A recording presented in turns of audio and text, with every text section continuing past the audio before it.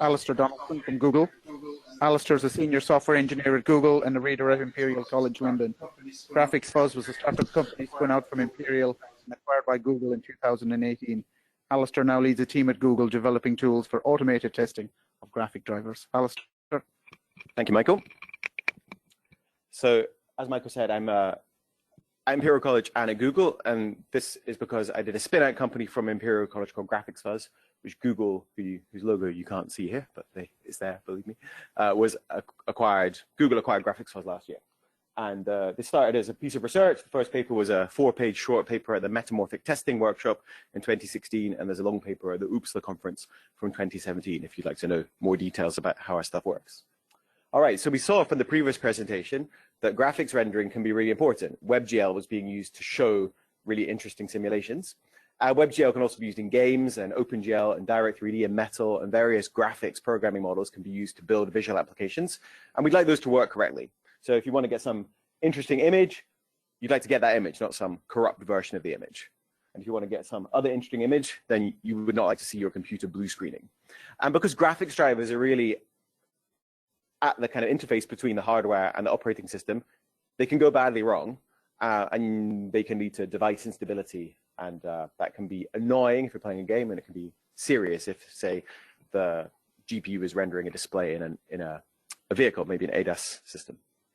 Okay, so what GraphicsFuzz does, I just wondered, would it be possible to get rid of that? This thing is, yeah, thanks.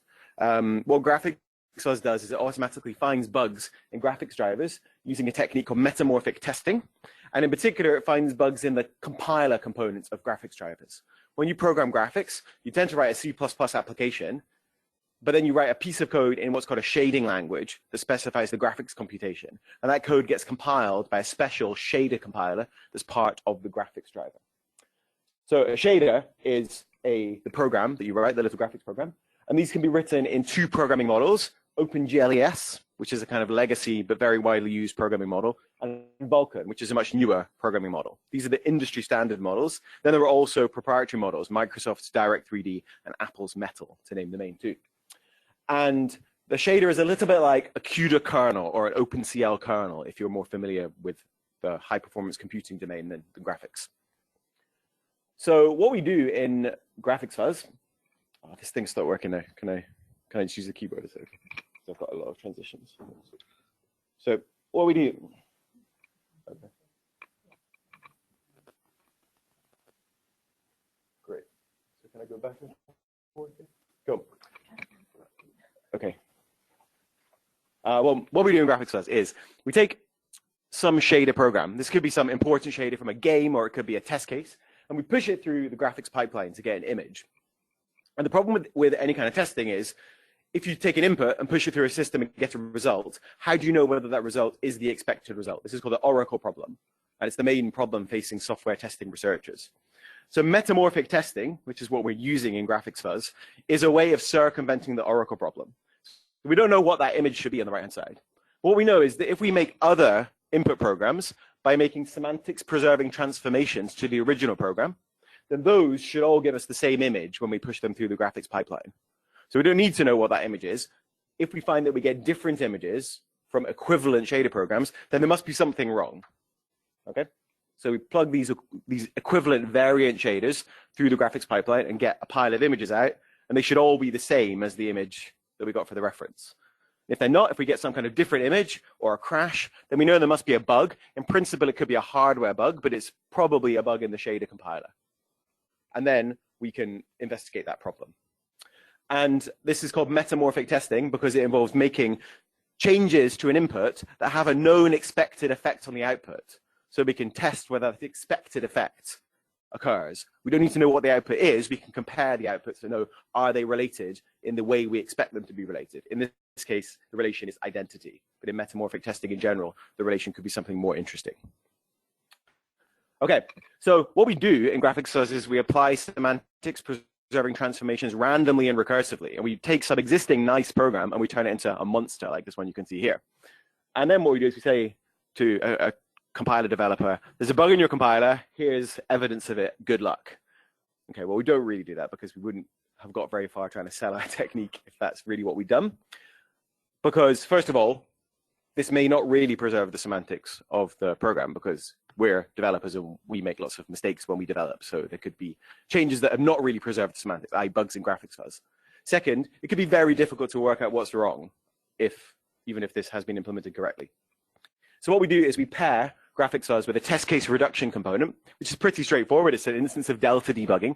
We keep running the transformed bug triggering shader program through the pipeline while we get either an image difference or a crash. And we keep trying to remove the transformations we apply. So our tool applied all these transformations. So our tool is pretty capable at removing some of them and trying simpler transformations until we reach a fixed point where making the transformations any simpler stops the problem from manifesting. And then that gives us a much simpler diff that we can give to a shader compiler developer to help them debug their system. So typically we get something much smaller, like if you add an if statement that says, if the fragment coordinate you're rendering, if its x component is less than -100, which is impossible, then return false. So adding this piece of code, if that causes a crash or if that causes a difference in the image, then that's evidently a bug because this code should have no effect because the return statement is unreachable.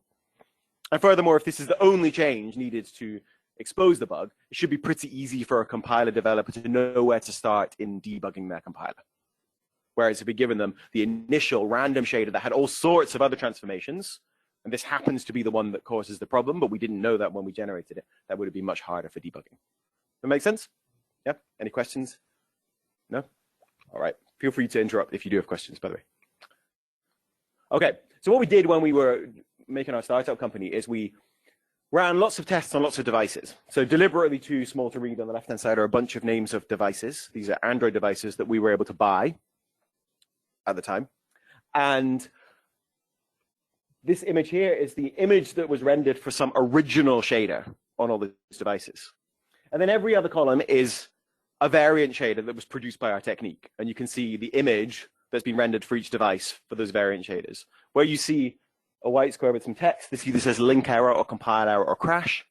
And you can see there are some pretty interesting results, like this guy's not doing very well, right? Lots and lots of garbage being rendered. And you can see that there are lots of common problems. So these are actually all from the same vendor and they all have a link error. So even though they're different driver versions, different devices, there's something in common in the shader compilers in all of them that's giving a link error in all those cases. So this can be quite useful for folks to compare with their competitors, and it can be useful to get an overall picture of reliability with respect to our random test case generator. And we can do this for multiple shader families. Okay, and it's also really good for testing the tool. So this is made up, but say we had an ARM GPU, an Intel GPU, an NVIDIA GPU, and a Qualcomm GPU, and we found that there was one variant shader that exposes a bug in all of them. Well, that probably means that there's a bug in GraphicsFuzz. This variant shader is probably not semantics preserving, and we find a bug in our tool. We run the reducer, and it shrinks down to the smallest diff it can find, and then we look at that and go, oh yeah, obviously this isn't semantics preserving after all, and we can then go debug our tool. So it's quite a nice thing that fuzzers fuzz themselves. When you use a fuzzer, when you get some weird result, it always means there's a problem somewhere. That problem might be in the fuzzer. But you know, if you're interested in finding bugs in other tools or finding bugs in your bug finding tool, then it's worth investigating the problem. So what we're doing at Google is using this technology to test Android graphics drivers. And what's really nice is that when we were doing our spin-out company, we kept all our code closed source because we were trying to sell services based on it, or maybe sell the code itself. We weren't really sure what we were going to try and sell. But what Google are doing is trying to make Android the best platform for mobile gaming. That's what we'd like to do at Google, and try and make Android graphics drivers really reliable. And this is a technique that can be used to improve their reliability, and Google want to make that as easy as possible for folks to use. So we've open sourced the code, and what we're doing is we are using GraphicsFuzz to find defects in Android graphics drivers and add tests that expose those defects to the Android compatibility test suite. So let me say a few words about the Android compatibility test suite in a moment. What I want to say first is that actually there's this new programming model called Vulkan, or it's newish. I mentioned before that OpenGLES is this legacy programming model, and Vulkan's the future. But our toolchain only works currently for OpenGLES. So what we do for Vulkan is we test it via cross-compilation. There's some OpenGLES reference shader, and we apply our GraphicsFuzz tool to get a mutated shader. It's also an OpenGLES shader. And then there's a tool called GLSlang that can compile from OpenGLES into Vulkan. So we run that compiler on both the reference and the variant, and then we push them through a Vulkan driver and compare the images we get out. And if there are differences, then that means there's either a bug in the Vulkan driver, or it means there's a bug in GLSlang, or it means there's a bug in GraphicsFuzz, right? So this is an opportunity and a bit of a curse in that it's great to be able to find problems in multiple tools, but it's a bit of a pain if you don't know which tool the problem lies in without some manual investigation. But what we're doing is that this was already a pretty solid tool. We've exposed a few more bugs in it, and we're not changing GraphicsFuzz too much now, so we don't find bugs in GraphicsFuzz very often. And we really are reliably finding bugs in these Vulkan drivers and getting them fixed. And they're starting to look sort of immune to our fuzzing technique now, which is nice, but it means that we've got to try some different things to find more bugs, because our fuzzer generates idiomatic programs, and they're not truly random programs. So we find a load of bugs with our current heuristics, and now they're fixed. We need to change the heuristics to hopefully find more bugs. Okay. And we'll never know if we find all the bugs, obviously. Okay, so the Android Compatibility Test Suite, CTS. You may know that Android every year has a dessert release, like Marshmallow, Nougat, Oreo, Pie. There's one beginning with Q coming up soon. And for every dessert release, there's an associated Compatibility Test Suite, CTS. And if you want to do your own Android device, like any of you in principle could start your own company making Android devices. If you wanted to have Google branding, you'd have to pass CTS. If you wanted to advertise yourself as Android M or Android N, right, you'd have to pass the corresponding CTS. And CTS is not allowed to get harder for a fixed dessert release, but for a future dessert release, it can get harder.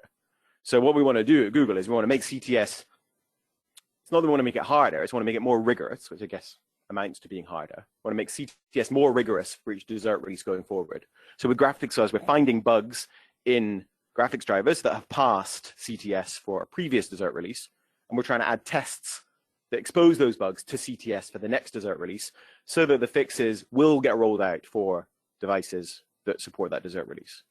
And that's because actually the journey a graphics driver takes from a company who make graphics drivers to a company who sell Android devices is actually very long and convoluted, and it can take a long time for updates to actually reach end users. And updates are expensive, and updates carry risk. And there's some amount of, well, a compatibility test suite is a useful way of forcing an update to actually get out, despite the risk and despite the cost.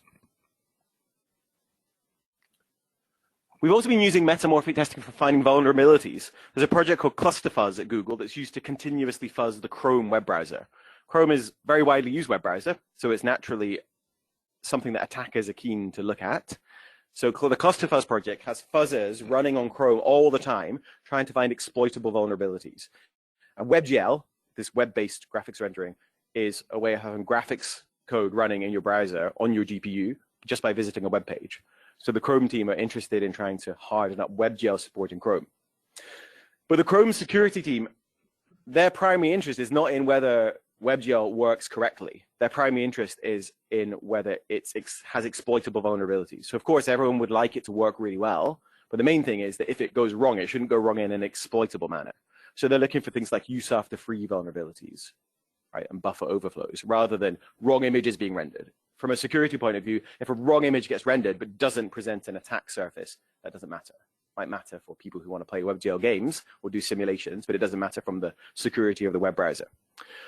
But the whole point of our GraphicsFuzz technique is it's good at finding those semantic bugs where the wrong thing has happened, may not have triggered an undefined behavior, but the wrong thing has happened. So why then is GraphicsFuzz useful for finding vulnerabilities? Now, how does metamorphic testing fit in? Well, the main way people find vulnerabilities is using mutation-based fuzzing in the style of AFL, American Fuzzy Lop, which is a tool that will take an existing input and mutate it in really random ways so that it becomes typically malformed. And they will say that a new input is interesting if it covers more code of the system under test than the previous inputs have. And then they'll further mutate more interesting inputs and try and cover more and more code of the system. And the way this typically works is your first input, you have some test that goes all the way through a system. It goes all the way through, in the case of a compiler, the parser, type checker, optimizer, and code generator. Then you make a random mutation to that input, and almost certainly it fails in the parser. So you make another random mutation, and almost certainly it fails in the parser, right? and you try thousands and thousands of random inputs that are randomly mutated without preserving semantics, and they almost all fail in the parser. Very occasionally, one might get to the type checker, but probably it uses a variable that's not declared, so it fails the type checker. Very, very rarely are you going to get a mutated test that makes it all the way through to the code generator. So this is excellent for finding exploitable vulnerabilities in the parser, which is the primary attack surface, so that's really good, but it won't find vulnerabilities that go deeper. Our metamorphic testing approach, on the other hand, preserves validity of tests by preserving their semantics. So by preserving their semantics, we preserve their validity, and by preserving their validity, every variant we generate goes all the way through the system. And therefore, we can find vulnerabilities deeper in the system. The price is that because our tests are valid, we don't find vulnerabilities in error checking code, right? We don't find vulnerabilities due to the input being a bad input, but we can find vulnerabilities due to the input being good and reaching deep into the system. And we don't need to be semantics preserving for this to hold. We need to be validity preserving, but it just so happens that by being semantics preserving, we are validity preserving. Okay, so this is complementary to the AFL style approach. And we found a number of bugs using ClusterFuzz and GraphicsFuzz combined related to WebGL in Chrome. Yeah, here's like an example of a heap buffer overflow that was found by the GraphicsFuzz, found by ClusterFuzz, and it was using the GraphicsFuzz fuzzer somewhere in here. GraphicsFuzz, you can see that. Okay, and what we're working on at the moment is something called GraphicStars Auto, which is a much more automated way of running our technique that will continuously generate a shader, run it. If it exposes a problem, shrink it down using our reducer. If that's a new problem, you don't typically know until you've shrunk down a test case whether it's a new bug or not. If it's a new bug, then convert it to a bug report and automatically create a patch to the compatibility test suite to add a test exposing that bug to future-proof Android. And then another thing we're working on is trying to actually hook up the fuzzer directly with games. Our team is also working on a GPU debugger called GapHid, where you can take a trace of an app that uses OpenGLES or Vulkan, and then you can replay that trace, which is very useful for debugging and profiling. So one thing we're working on is you take a trace, and then you produce from that trace many equivalent traces where you've replaced the shaders with our fuzz shaders, and then you can run those traces again. And because of our semantics preserving property, you should get exactly the same thing rendered. But we've done some initial experiments on this. I don't know what game this is, but you have this nice hippo, and you can see that the hippo's kind of gone a bit messed up over here due to a graphics driver bug, or more drastic things have happened to the scene of the game also due to graphics driver bugs. So this is a way of finding bugs using interesting content. And it's also a way of making an argument that the fuzzer is finding bugs in scenarios that people care about, right? Gamers care about their game working. And of all the bugs you could find and fix, maybe you want to find and fix the bugs that are close to affecting content that people are really using. So this goes some way towards helping with prioritizing issues because we're finding issues on real content. I think that's a bit of a red herring, frankly, because I come from a formal background. I just think you should fix all the bugs. But that's, I think, something worthy of debate, and there are a spectrum of opinions there. I think if you go out and run automated testing on things people are really using, it's a bit easier to convince them that they should prioritize these fixes. Okay, so to summarize then, GraphicsFuzz does metamorphic testing for shader compilers by doing semantics preserving transformations. We're looking at finding bugs in Android Vulkan drivers and adding tests that expose the bugs to the compatibility test suite for Android. And an interesting thing we found is that we can also find vulnerabilities in WebGL implementations because our metamorphic approach goes deep inside these systems. And what we're going to do in the future, and we're already getting going on this now, is direct fuzzing for Vulkan. That cross-compilation approach I mentioned is a bit limited because the cross-compiler only generates code that looks a certain way. And we'd like to find bugs in Vulkan drivers more generally. So we're doing direct fuzzing for Vulkan. We're improving automation, and we're going to try and do some fuzzing, not just at the shader compiler level, but also some fuzzing at the level of the graphics API as well. All right, so thanks very much for listening, and I'd be delighted if you have any questions. Thank you. Any questions, Alastair? Please. How do you compare the images? Is it by pixel by pixel, or It's a bit more sophisticated than that. The problem with pixel by pixel is that when I said that the images should be exactly the same, that's not quite true because of floating point. And also because of the fact that these graphics APIs are very vague with respect to floating point. These APIs have typically come to be umbrella APIs for a lot of distinct hardware. So compilers can legitimately make changes to the program that will change its floating point behavior. So we use some fuzzy diffs. We use chi-squared difference between image histograms in particular. And we've also got that, and that works reasonably well, but it's not perfect. And we've got our own thing just called fuzzy diff that does a bunch of tricks to do a reasonable job of diffing images. Often though, we find the images are completely different. Like instead of some pretty picture, you get just black, and then image diffing is quite trivial. No worries. Yeah.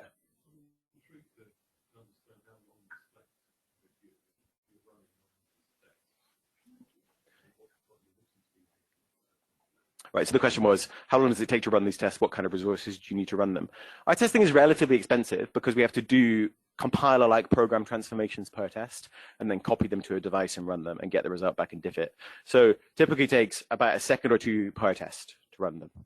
So it's not like AFL style fuzzing where you're doing it on a machine and you're making these random mutations to a binary. They can run thousands of tests per second. Our testing is slower than that. And was there a question over here? Yeah. You tried to stick it on a conventional compiler. Well, so the question was, have we tried sticking this on a conventional compiler? Actually, this work was inspired by a lot of success in automated fuzzing of conventional compilers. There's a tool called CSmith from the University of Utah that randomly generates C programs that are guaranteed to be free from undefined behavior by construction. And that's been successfully used to differentially test C compilers. If you take two C compilers that agree on implementation defined behavior, compile these programs with them and run them, you should get the same result. And then there was a paper from PLDI 2014 called Compiler Validation via Equivalence Modulo Inputs Testing. And that paper involves taking a C program, profiling it to find code that is not touched by a certain input, and then creating variants of that program by deleting statements that were not touched randomly.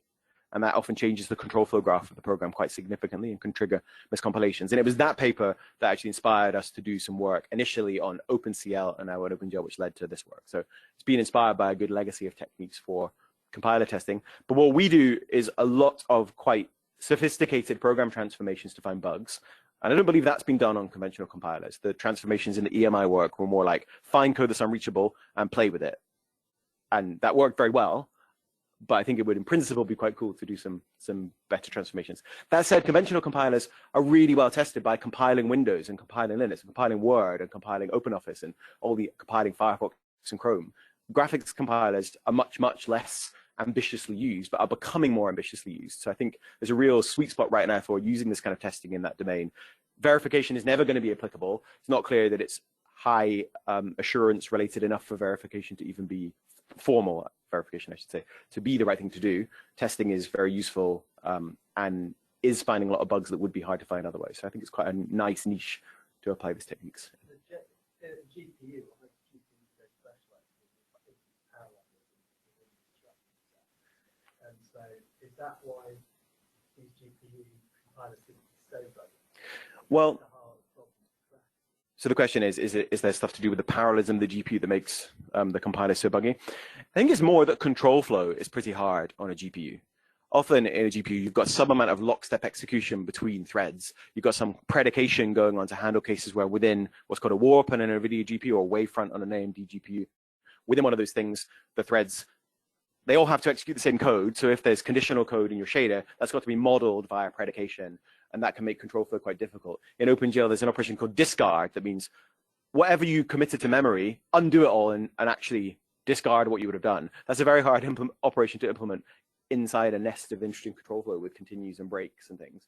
And furthermore, a lot of game code doesn't use that complicated control flow very much, so it's undertested naturally. Okay, which obviously begs the question: is it worth finding those bugs? Is it worth fixing them? And that, I'm not a game writer, so I don't really worry too much about that question. Yeah. So I don't think it's not like these compilers, they're not doing automatic parallelization. So they're not doing sophisticated auto parallelization that's buggy. They're doing sequential compilation of each thread or each vector of threads. And they're getting that wrong. Yeah. Okay then. Thanks. Oh, So, one more last question. It seems like the tool is very much tied to the language you're using, OpenGL or Vulkan. Would it be possible or feasible to abstract the tool to the point where it's language independent?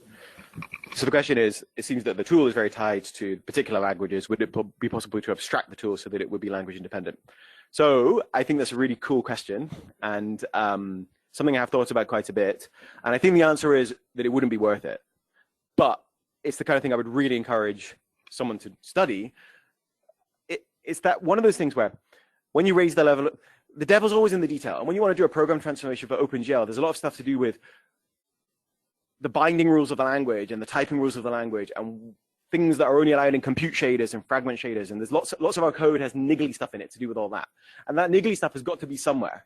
And it's easy to represent it at the level of we're dealing with OpenGL. If we had some like metamorphic X framework that could work for any language where you give the semantics, then you'd have to somehow encode all that information. And I think it might be very, very convoluted to encode it in some, I don't know what you'd use, but some really high level way. So I think it would end up being almost so hard to describe all that stuff in the abstract language of the framework that you'd end up thinking, oh, wouldn't it be easier if I just wrote my own fuzzer for this language? But it seems really annoying to write your own fuzzer for every language because so much of it is the same. So much of it is randomly, recursively generating expressions or statements or injecting code from here to there or unrolling loops. And any language that's got loops, loop unrolling is going to be sort of similar, right? But then what if you're working in a functional language? Maybe things would be very different. So yeah, I think probably it has to be done roughly language by language. All right, thanks for all the questions. Thanks, Alastair. Thank you.